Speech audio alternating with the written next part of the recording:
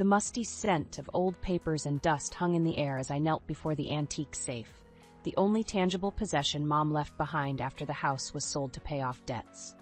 With trembling hands, I entered the code from her battered journal and heard the tumblers click open, revealing the truth that would shatter my world forever.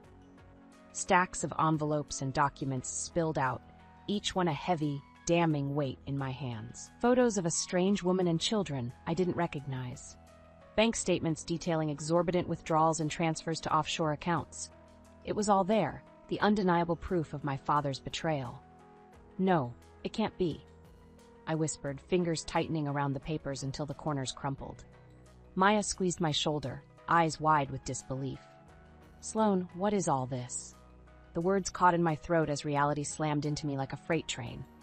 My dad's constant business trips and excuses for working late, it was all an elaborate facade, concealing his double life while he drained our family's assets. As I rifled through the documents, fury blazed within me, burning away any remaining doubt. He had been lying to us for decades, while living it up with some mistress and their children, leaving us in poverty when Mom got sick. That bass! Maya's curse was cut off by the crinkling of an aged envelope tucked beneath the pile. Mom's elegant handwriting adorned the front, the last words she left for me before cancer stole her voice forever. My dearest Sloan, if you're reading this, it means the worst has happened. I tore it open with shaking hands and read the letter, hot tears streaking my face. It contained all Mom's suspicions about Dad's shady activities, her desperate pleas to uncover the truth and protect what little we had left from his greed. He ruined everything. I choked out, slammed the letter to the floor. Let him have his precious money and perfect second family. I'm going to take back what he stole from us and Mom. The fire of righteous vengeance burned in my chest, fueling a determination that wouldn't be extinguished until Warren Harper paid the price for his unforgivable sins. Maya met my blazing gaze, her expression hardening with grim resolution. What do you need me to do? Rising to my feet, I straightened my shoulders and spoke in a voice tempered by the injustice clawing at my soul. First, we need to find out everything we can about Dad's secret life. Bank accounts, property, all of it. We're going to bleed him dry, just like he did to us. I would stop at nothing to dismantle the very foundation of lies he built his life upon. If taking away his wealth and status was the only way to hurt him, that's exactly what I would do. Warren Harper wanted to play make-believe as a doting husband and father? Fine. I would be the one to administer a devastating wake-up call, using his own damning evidence against him. Gathering the documents into a box, I felt the weight of Dad's sins like an anvil. But they would be weapons in my quest to settle the score and honor Mom's dying plea for justice. No matter what it took, I would have my retribution, even if it meant destroying him and the life he so selfishly stole from our family. The diner's amber lighting cast somber shadows across Derek Thompson's weathered face as he flipped through the documents I had gathered. A hushed silence hung between us, punctuated only by the clink of drained coffee mugs. This is some heavy stuff, he finally said, leaning back in the vinyl booth. Your old man's been running quite the con. I nodded, jaw clenched, and I intend to make him pay for every lawn he fed us. Derek's eyes narrowed at my steely tone. As a veteran private investigator, he had seen his fair share of messy domestic cases, but there was an intensity in my gaze that gave him pause. Listen, Sloan, getting tangled up in this revenge scheme could get real ugly. You sure you want to go down that road? He took everything from us, I snapped, slamming my palm on the table. Embers of Mom's dying anguish flared within me. That bastard bled my mother dry to fund his fairy tale family, letting her waste away without a penny for treatment. Derek held up a placating hand, unfazed by my outburst. I get the desire for payback, believe me, but going nuclear on this won't bring your mom back. My fingers dug into the tabletop, desperation burning in my chest. Then what choice do I have? Just let him live his perfect life after betraying us like that? Sorrow flickered across the PI's face as our eyes met in an intense standoff. Finally, he sighed, raking a hand through his thinning hair. All right, kid. I'll help you nail this scumbag to the wall, but we play this smart. No cowboy stunts or sending out any unverified info. Got it? Relief washed over me. With Derek's expertise, I could unearth every last secret and ensure Warren's carefully constructed facade crumbled to dust. A faint smile played across my lips. Deal. So where do we start? Over the following weeks, Derek and I pored over every shred of evidence, identifying bank accounts, properties, and shell companies, all meticulously hidden by my father's intricate money trail. With each discovery, the full scope of his deception became more staggering. I seethed as photos of the younger, dark-haired woman plastered on vacation snapshots filled my screen. Her delighted smile beside my father's happy countenance was like a viper's strike to my heart. "That's Michelle Sanders," Derek said gruffly. "A former employee turned live-in mistress by the looks of it." White-hot rage licked at my nerves as I studied the images of her and the 2 children, my vile half-siblings born from my dad's ultimate betrayal. Aching memories of Mom's endless sacrifices to keep our small family afloat battered my mind like a relentless gale. How could he? My voice trembled with scarcely restrained fury. A heavy hand squeezed my shoulder, jerking me from my spiral of anguish. Derek's voice rumbled with firm insistence. "We're going to crucify this piece of work, Sloan. I promise you that. But you've got to keep your head in the game, you hear?" Steadying my ragged breaths, I gave a terse nod. He was right. Losing myself to rage now would only sabotage my mission. I steadied my resolve, determined to unleash a cold, calculated vengeance. Every uncovered asset, every financial maneuver linked to Michelle and her brats, it would all become the noose to hang Warren Harper with his own greed. Tears burned at my eyes, this time ignited by the fire of retribution rather than sorrow. One way or another, he would answer for his sins against our family. I would make certain of it. The address burned in my mind like a brand, the home my father had bought with the spoils of his betrayal. My knuckles turned white as I gripped the steering wheel, barely registering Derek's concerned glances. "You sure about this, Sloan? Getting up close and personal with the other family is playing with fire." I swallowed hard, anger and disgust churning in my gut. I need to see it for myself, to look into the eyes of the lives he chose over us. Derek grunted, recognizing the steely determination in my voice. We pulled up to the stately 2-story colonial, its pristine exterior mocking the dysfunction lurking within. My breath caught as Michelle exited the front door, ushering 2 young children into a spotless SUV. Though years younger than Mom with expensive highlights, her pastel sundress and manicured nails showcased a clear life of comfort and luxury, everything my mother was denied. Fury seared through me at the injustice. This was the woman who had seduced my father, the home wrecker who enabled his depravity without a second thought for his other family's well-being. Derek squeezed my arm, pulling me from my rage-filled reverie. "Easy there, kiddo. Stay frosty." Nodding tersely, I willed my emotions into an icy reserve as Michelle climbed into the driver's seat. Before the engine could turn over, a teenage boy emerged from the house, my half-brother Lucas. I instinctively shrank lower in the seat, drinking in every detail of the stranger who shared my DNA. Short, sandy hair cut into a fashionable style framed his youthful features as he adjusted the strap of his backpack with a casual confidence. In that moment, envy and resentment warred within me. While I had spent my adolescence going without, shuffling between part-time jobs to pay the bills, Lucas Harper strode to his awaiting chariot without a care beyond which shirt to pick out that morning. My nails dug crescents into my palms, a silent scream building in my throat.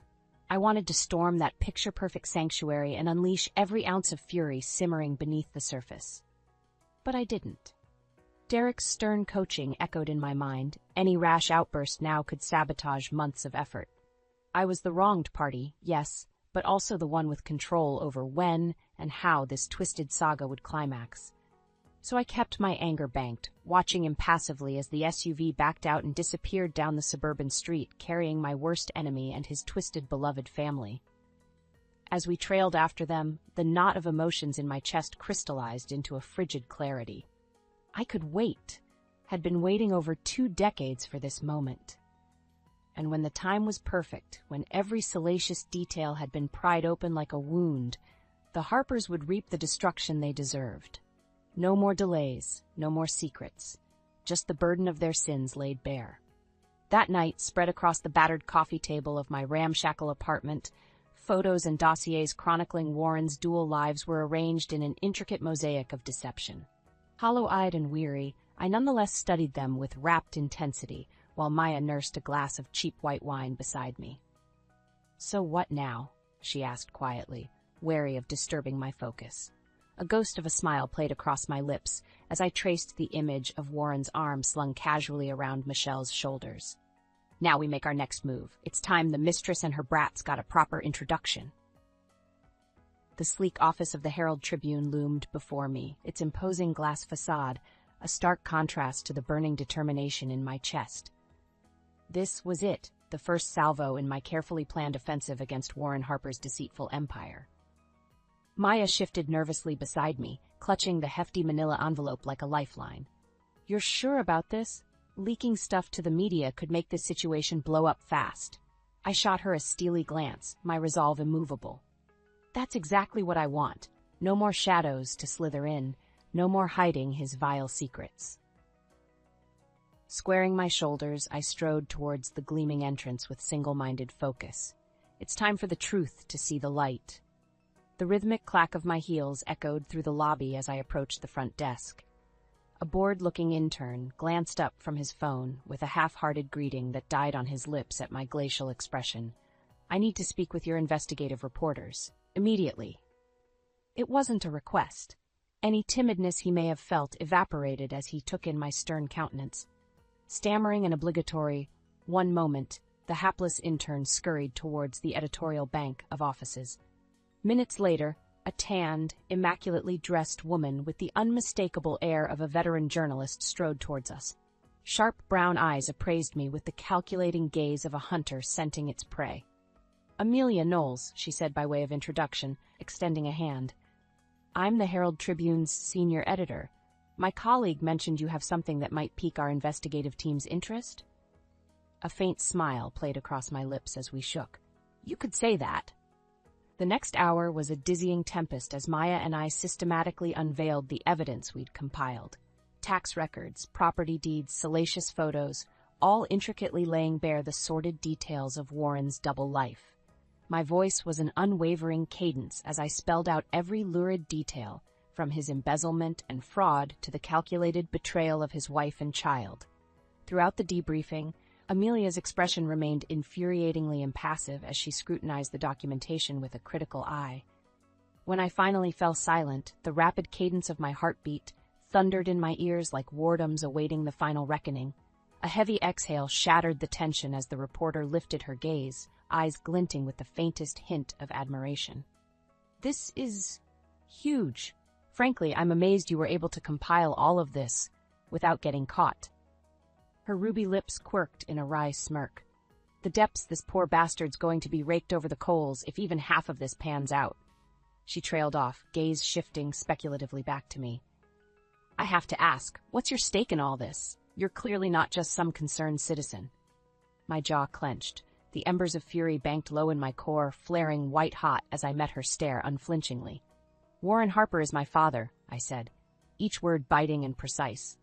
"That evidence details how he defrauded my family, robbed us of our life savings, and lived a double life as his 6 side pieces sugar daddy while my mother wasted away." Amelia's brows arched in surprise, but I pressed on, savoring the exquisite anguish beginning to claw at my soul. "He's about to learn that no secret, no matter how deeply buried, stays hidden forever." My gaze bored into her with an intensity that would brook no argument. "I want you to crucify the bastard in the court of public opinion, make him a pariah so reviled that the world spits on his name." Despite her seasoned composure, the editor's throat bobbed in a slight gulp as the gravity of my request settled over her. After a tense heartbeat, she gave a solemn nod. "Consider it done." As Maya and I strode from that office, I could already picture the headlines: "Family Man's Sordid Double Life Exposed." But this was merely the opening salvo, the first rift in the dam that would soon burst under the weight of Warren's sins and leave his pathetic existence in ruins. The game was afoot, and I was just getting started. The rhythmic clicking of my heels reverberated through the polished lobby as I strode towards the opulent venue. Sleek marble tiles glistened under crystal chandeliers that cast a warm glow over impeccably dressed attendees, mingling with sparkling flutes of champagne. In another life, this would have been my world too, a privileged daughter with the keys to every stratum of high society. But that legacy had been tarnished long ago by Warren's insidious deception. Scanning the crowd with a calculated intensity, I spotted my target near the center of the throng. His tailored Tom Ford suit radiated an unearned confidence befitting an elder statesman, a veneer of respectability armoring him against the avalanche I was about to unleash. For nearly a month since our damning exposé, Warren had weathered the public firestorm with the arrogant nonchalance of a man who believed himself bulletproof. His canned, pre-written statements denied all wrongdoing, dismissing the allegations as a smear campaign from jealous rivals. The slick bravado was almost admirable, if he wasn't such a depraved, lying sack of excrement. Tonight he would realize the folly of underestimating me. The game was entering its final throes. My gaze slid over the crowd, instantly locking onto Lucas standing alone near the bar with a glass of sparkling water. Despite our blood connection, seeing his youthful mien fill with bewildered hurt each time the scandal resurfaced carved guilt into the pit of my stomach. He was the one member of the Harper clan whose pain I regretted inflicting, the accidental civilian casualty swept up in a war not of his making. No. Stamping down the errant stab of sympathy, I adjusted the plunging neckline of my black evening gown and mustered every ounce of cold, seething hatred, honing it into a frozen point focused solely on the man responsible for our collective suffering. Time to give St. Warren his long-overdue epiphany. Well, if it isn't the man of the hour himself. I strode directly into his orbit, my voice dripping with saccharine derision. The sycophantic cluster of high rollers and social elites surrounding him turned in surprise, parting as my unrelenting steps sliced through the ring. His hawkish visage flinched reflexively at my sudden intrusion, but was swiftly concealed beneath his impeccably polished mask of hubris. Warren extended his arms in an exaggerated greeting, perfectly tailored for the public tableau. "Sloane, my dear darling daughter, what a surprise!" His gaze narrowed fractionally, piercing in a way that would make weaker spines shiver. "To what do I owe the pleasure on this fine evening?" I flashed him a toothy smile dripping with acidic saccharine. "Oh, no pleasure needed, Daddy dear. Just a friendly warning that your delightfully chaotic harem-bred demise is imminent." His expression flickered for the briefest instant. Good, my barb found its mark. Dropping the cloying veneer, I leaned in with a low growl. "That limp PR spin isn't going to cut it much longer, old man. Soon the entire world will know the truth about your pathetic double life and how you pillaged and destroyed everything in your path to fund your whores and bastard spawn." "Sloane, that's enough," came a urgent, familiar voice. Lucas appeared at my side, face tight with reproachful concern. A part of me knew venting my wrath in so public a manner was risky.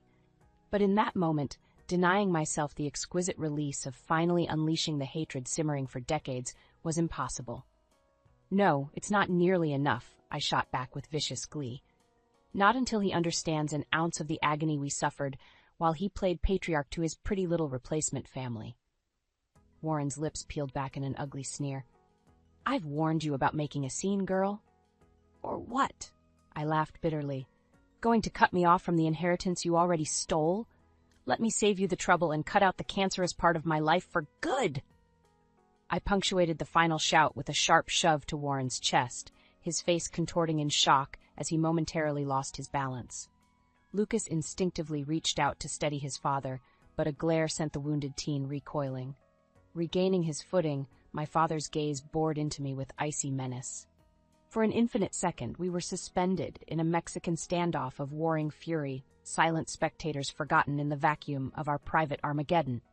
"We're not finished, Sloane," he hissed with quiet, paternal finality. "Not by a long shot."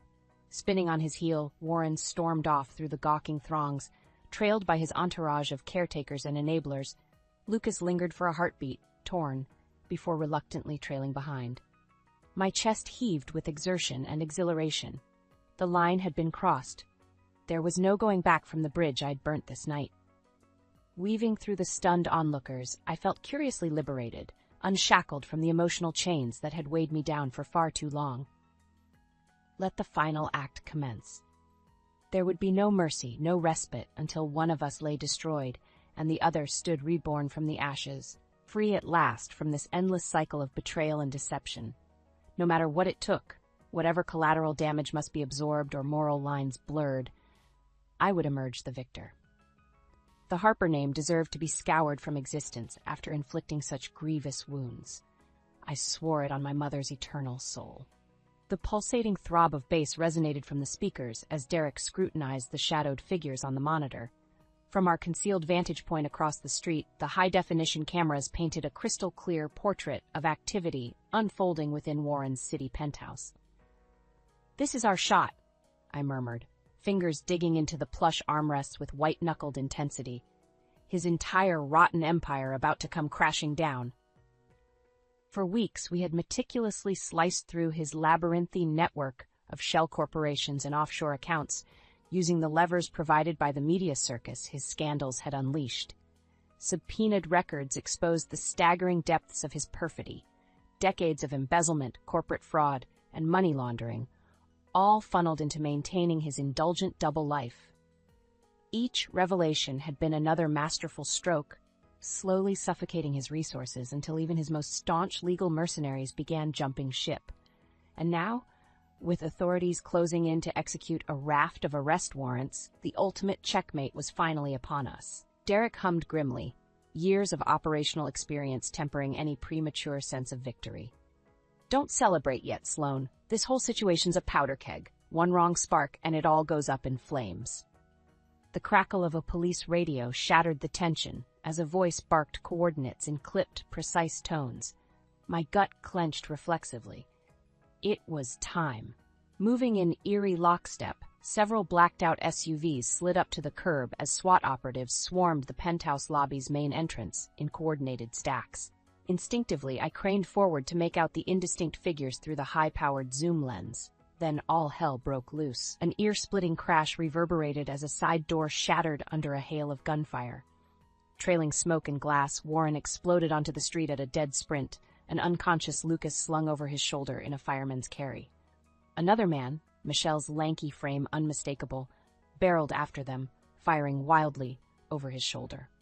Chaos erupted as SWAT teams instantly swarmed all potential exits, their commanding officers barking frantic orders into radios as the sleek sedans tore off down the avenue. "They're Rabbit, the hostages!" Derek roared, vaulting over me to wrench open the van's side door.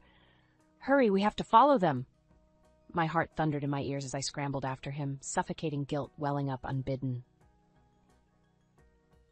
This was never supposed to involve innocence. As much as I despised the very air Lucas breathed, he didn't deserve to be terrorized by the monster masquerading as his father.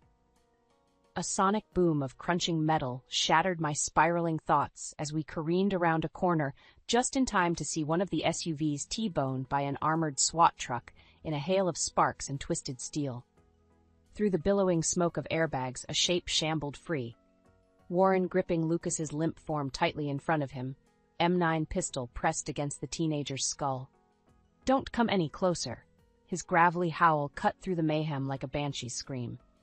Nose streaming blood, Warren's panicked eyes whipped around the cordon of combat-ready operatives now encircling him in slowly tightening rings.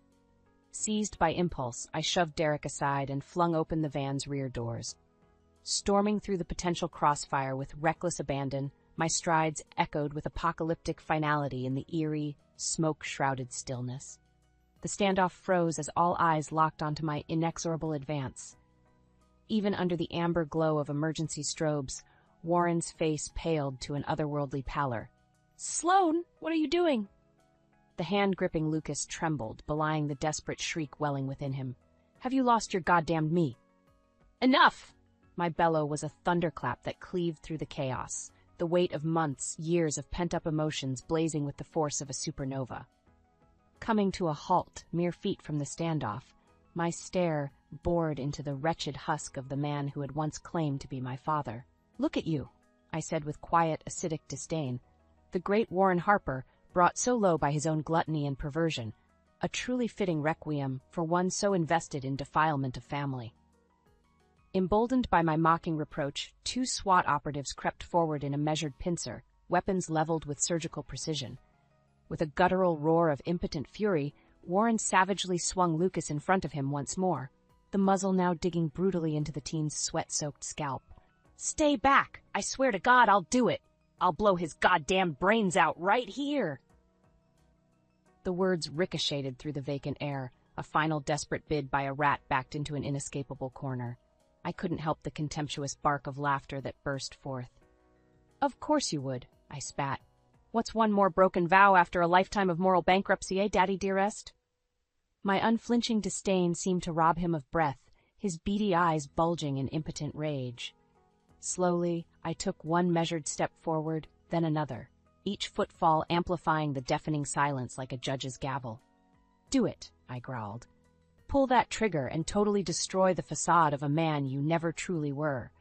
Let everyone here bear witness that the great Warren Harper is nothing more than a sadistic, abusive coward who would gas his own innocent child to save his worthless hide." My voice dropped to a mocking whisper, daring him to shatter whatever vestiges of humanity still flickered within his shriveled soul. "Do it." For an agonizing eternity, the world hung suspended as the two of us locked in a silent, psychic duel of wills. I saw the internal war warring across his face, an existential madness seizing him as every pillar supporting the grandiose delusions fueling his existence crumbled to ash. Then, like a puppet severed from its strings, the weapon clattered to the ground as our tortured progeny collapsed into his arms, sobbing in stunned bewilderment and relief. Without another word, I watched in grim triumph as armed forces swarmed both, ripping father from son, encasing the elder Harper in cold, unforgiving steel restraints. My fists clenched until nails bit into calloused palms, reveling in this long-awaited culmination. There would be no spectacular fireworks, no blinding supernova to top our saga, only the profoundly anticlimactic image of a broken shell of a human being being dragged off into the cold night. Just like that, the Ouroboros consuming our bloodline was severed forever. As Derek gently ushered Lucas to our idling van, I allowed one fleeting glance at the pitiful wretch who had damned us all to this cosmic cruelty. He met my gaze for the fraction of a second, and in his dead, sunken eyes I saw the briefest flicker of understanding. The harsh fluorescent lighting cast harsh shadows across Warren's face as I entered the sterile visitation room. Even in his rumpled prison fatigues, the air of aristocratic disdain clung to him like a bad stench. For a long moment, he simply stared at me through the reinforced glass partition separating us, unblinking, studying me with the same cold calculation I remembered from my youth. I met his gaze unflinchingly, refusing to be the first to break the tense silence. Let him soak in the reality of his new existence, brought low and caged like the rabid animal he truly was. Finally, a sneer curled his lip as he leaned forward with mocking condescension. Well, the prodigal daughter deigns to visit her incarcerated father. To what do I owe this?"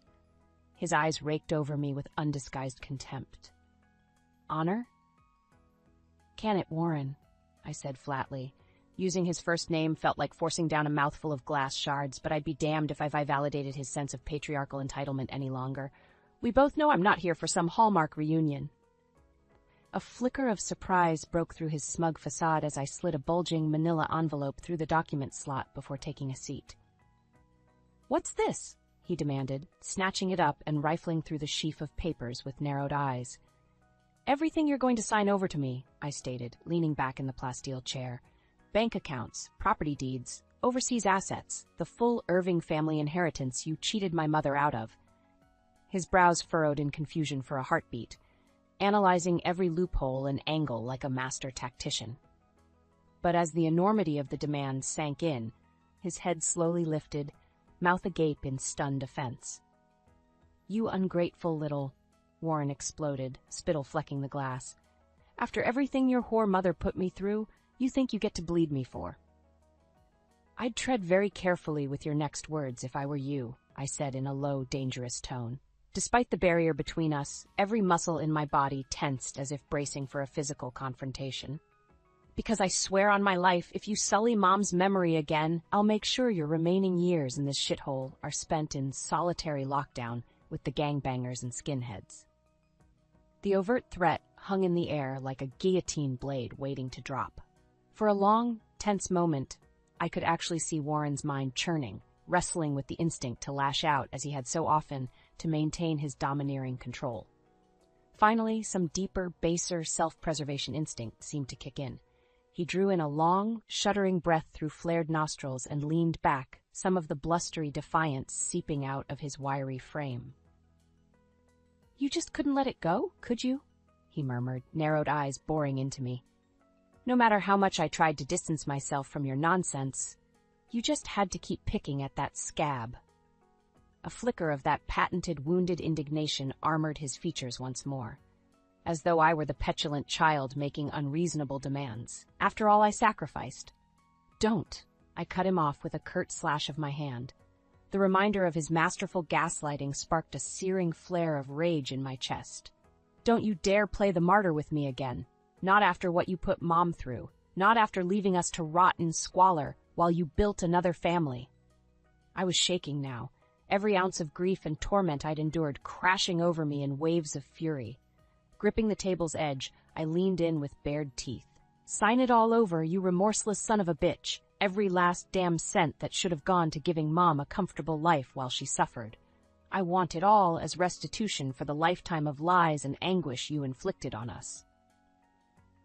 Warren opened his mouth, doubtless to spew more indignant rationalizations, but after meeting my blazing stare, whatever retort he had died on his lips, for a solitary instant, I saw something shift behind his eyes, a flicker of self-awareness at the profound ugliness of his life's path.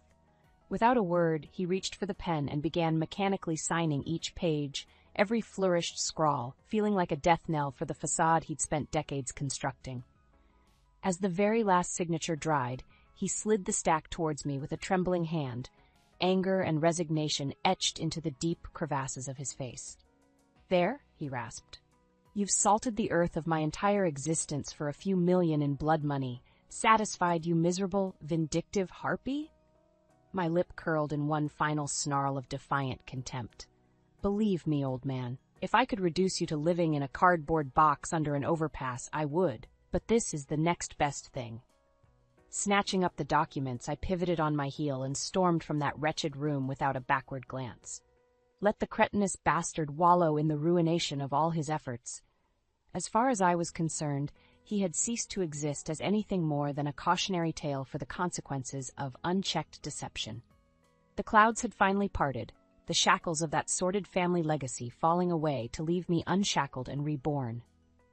6 months later, the muggy summer air clung like a damp shroud as I stepped from the sleek town car. Pausing on the freshly poured concrete path, I cast a sweeping gaze across the pristine grounds, taking in every inch of the newly renovated estate. What had once been a monument to excess and depravity was now a sanctuary, a living memorial to the damage wrought by greed and betrayal. My mouth curved in a small, satisfied smile.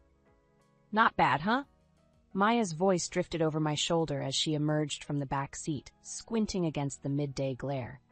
I felt her eyes studying me with open admiration. "I still can't believe you pulled all this off, Sloane.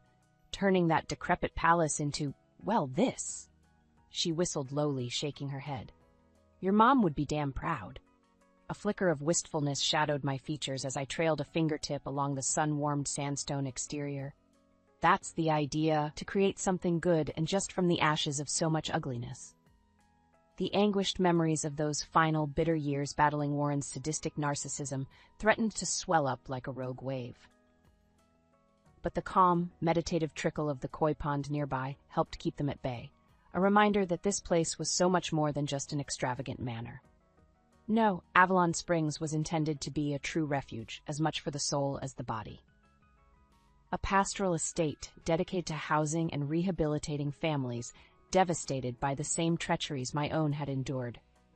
My hand instinctively drifted to the pendant of the Ouroboros encircling my neck, an emblem of the cycle of rebirth and renewal that I had finally broken with my father's downfall. The sick spiral of madness gripping our bloodline was severed the day I claimed what was rightfully ours. Now it was time to begin anew, to forge a legacy that would uplift rather than destroy. You know, when you first came to me ranting about taking your dad down, I never expected this level of symbolism. Maya's teasing lilt fractured my pensive reverie. Has this whole Buddha-esque thing been your game plan all along? Shooting her a sidelong smirk, I started down the tree-lined path towards the heavy oak doors, their rich stain gleaming proudly in the sunlight. Only someone as pragmatic as you would complain about getting gifted a mansion, Renzi. Hey, I'm not complaining, she protested with a laugh, easily falling into step beside me. Just stating facts. You went from woman scorn to weird cult leader vibes. I shoved her playfully. Oh, shut up, you worked just as hard on this place as I did. Well, duh, one of us needed to keep you from going full Nietzsche Übermensch. Sloane? The shocked voice jolted us both into silence as a figure emerged from the shadows of the colonnade up ahead. Lucas paused mid-stride, eyes wide with disbelieving recognition. For several beats, a weighty stillness suffocated the air between us, laden with the emotional shrapnel left in his father's wake. It had been over half a year since I'd last seen my estranged half-brother in the aftermath of the SWAT raid implosion. Despite my initial instinct to feel threatened by his unexpected presence, something in his raw, open expression disarmed me. Hey, I managed at last, offering him a tentative nod. Nice to see you up and about. A strained, watery chuckle escaped Lucas's lips as he swiped an errant hand across his eyes. Yeah, you too. We drifted closer, the air rife with unspoken questions and revelations neither of us seemed willing to broach first. Until, with a visible steadying of resolve, Lucas broke the standoff. Look, I know things got crazy towards the end there, with my dad and, well, everything. His Adam's apple bobbed as he swallowed hard. I'm not going to pretend I understand even half of what was going on, but I wanted to thank you for, keeping me out of it as best you could. Something warm and unfamiliar blossomed in my chest at his earnest gratitude. Through the roller coaster of vendettas and personal catharsis, I had nearly forgotten Lucas's innocence amidst the collateral fallout. You didn't deserve to get caught up in that shitstorm, I said gruffly, quirking a rueful smile. No kid should have to suffer for their parents' sins. He regarded me steadily, as if searching for any lingering hints of malice or deception he'd come to associate with our paternal lineage. At last, seeming to detect sincerity, Lucas nodded. Sounds like you took that lesson to heart with this place. He swept an appraising glance over the tranquil grounds and stately edifice. What's the deal? Some kind of support center? Pride swelled within me as I outlined my vision for Avalon Springs, a long-term residence and vocational training program for families devastated by financial crimes. How I aim to provide a fresh start free from the demons of their pasts, while also equipping them with the tools to rebuild stable, self-sufficient lives. It's a noble pursuit, Lucas said at last, clear-eyed admiration flickering over his features. Honestly, I think you hit the nail on the head, creating something good to counter all the bad our dad unleashed on the world.